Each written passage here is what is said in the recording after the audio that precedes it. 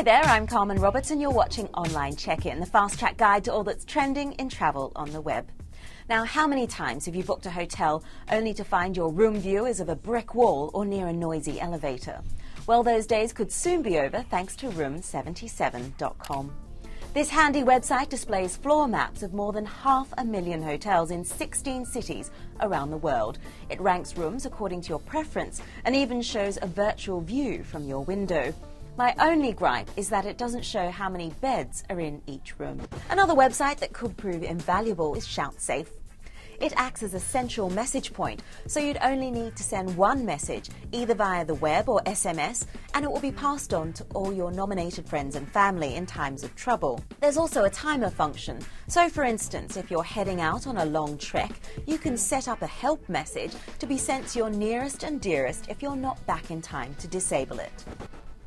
Have you used a website like ShoutSafe? What do you do in times of crisis?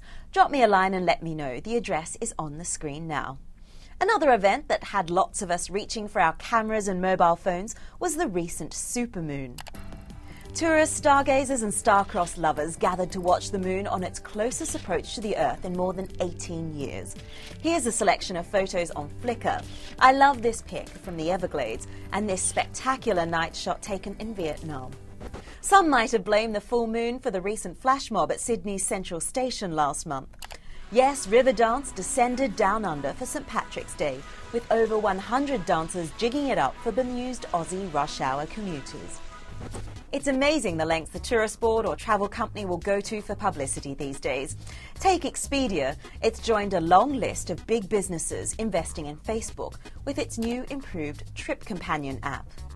Enter the date and location of your upcoming trip to create an itinerary. The app then generates a weather planner, currency converter, a list of things to do, as well as a link to Google Maps with restaurants and bar recommendations. There's also links to TripAdvisor ratings and reviews. It's a great idea that tailors content for your specific needs, but I hope this won't mean an increase in spam on my wall. Not to be outdone on the social media stakes, Dutch carrier KLM has revamped its blog site with air hostess confessions each week. Okay, maybe I exaggerated. It's more like a behind-the-scenes look at life on board the plane with experienced hosty-cum-blogger Caroline Bick. Which is how I found out about the world's first Twitter-filled flight and dance party at 30,000 feet. KLM offered a group of Dutch DJs their very own plane. If they could get 150 passengers via social media within 10 days. Not surprisingly, the deal was done within 48 hours.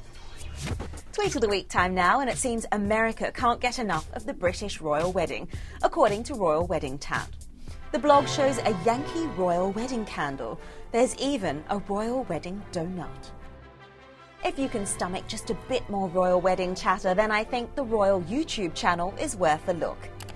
Here's an archive video of the Queen Mum's wedding in 1923. Funnily enough, there wasn't a video of Prince Charles and Diana's wedding in 1981. And finally, let me leave you with 84-year-old Sadie Dixon singing her very own self-penned tune called The Wedding of the Year. It's had thousands of online hits, and proceeds from the downloads will be going to Alzheimer's charities. Enjoy. See you next time. Join the royal couple of the ceremony in Westminster Abbey, that is where it will be. Let's all raise our glasses with their hearty good cheer for the wedding day of the year.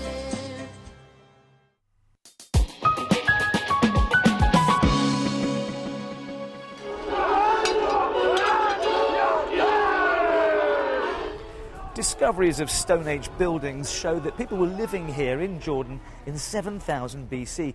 But perhaps the most famous settlement was that of the Roman Empire, when men were men and horses were horses. And the equivalent of Jenson Button or Lewis Hamilton then bestrode a chariot like a colossus. The Roman site at Jerash is about an hour outside Jordan's capital, Amman. Here, colonnaded streets and the open piazza help make this one of the country's most popular tourist attractions. But these aren't the only Roman ruins in Jordan. The site at Petra is world-renowned and astonishing by night as well as day. But for sheer theatricality, nothing competes with what goes on inside Jarash's restored hippodrome with its original stone seating.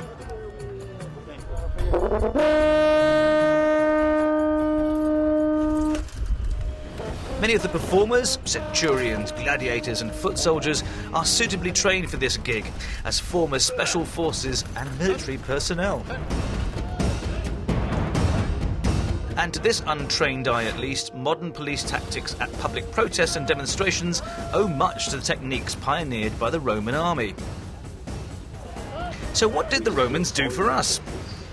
For the boss, shows like this have forced some in Jordan to reappraise the contribution made by the former occupiers. We respect their history because we know how great they were from all aspects, army, engineering, management, everything. We're trying to make the sites alive again. I think it's more exciting for the people when they see life in the sites. Yeah.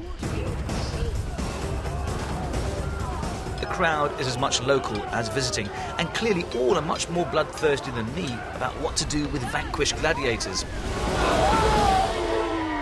Let's give the guy a break. Live.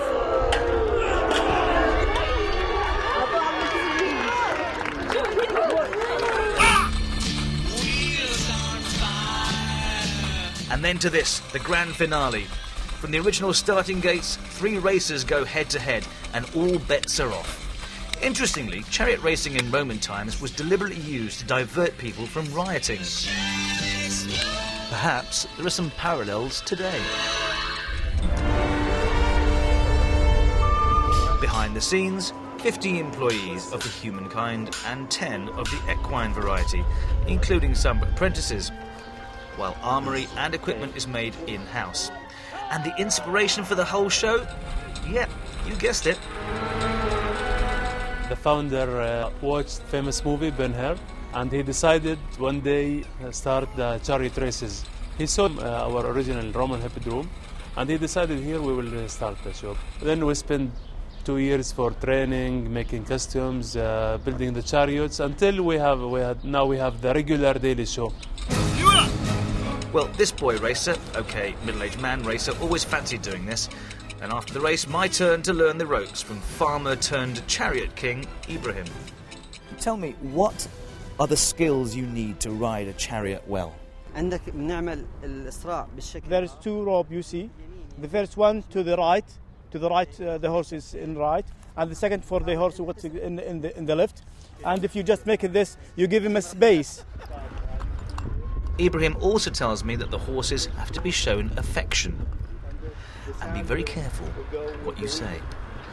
OK, so there's a certain word that we cannot say right now, because if we do, we're off. So we want to avoid that.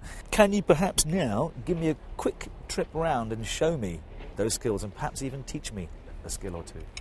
Yeah!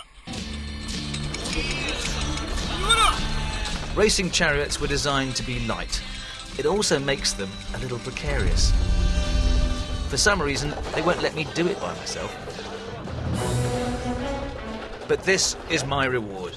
Kirk Douglas, Russell Crowe, Tony Curtis, Charlton Heston. Take a back seat. Rajas Maximus is in town. Do you know what? I think I may have found out what I used to be in a previous life. That's all we've got time for this week on Fast Track, but join us again next week when we'll be finding out how travellers going in and out of Asia are leading the tourism revival. And don't forget, you can keep up to date with all our reports by visiting our website at bbc.com/Fast Track.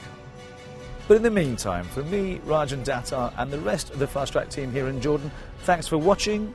Salve e masalama.